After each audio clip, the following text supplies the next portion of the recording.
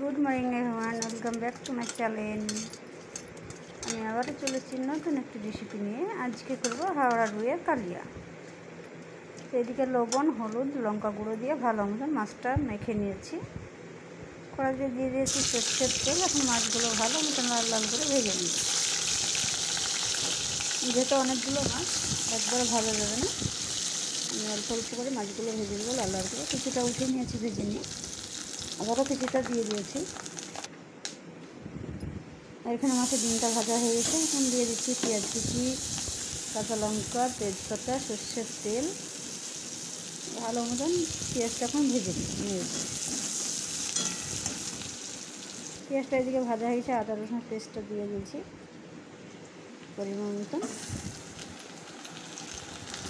দিব এখন হলুদ গুঁড়ো, লঙ্কা গুঁড়ো, ধনে গুঁড়ো, আবারও সমস্ত মশলা দিয়ে দেবো ওপরে। যেহেতু হাওড়া দিয়ে কালিয়া করবো, একটু ঝাল ঝাল করে করবো। মশলাটা ভালো মতন তেল ছড়ে গেছে। এখন পরিমাণ মতন পানি অ্যাড করে দিচ্ছি। এখন ঝোলটা ফুটে উঠলে তারপরে দিয়ে দেবো মাছগুলো।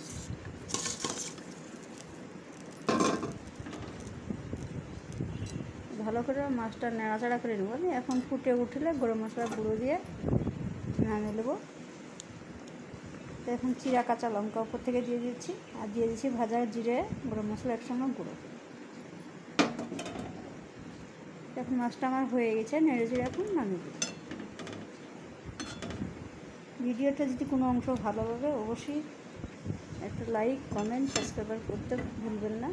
আর আমার চ্যানেলটার সাথে থাকবেন। ভালো থাকবেন, সুস্থ থাকবেন। আল্লাহ হাফেজ।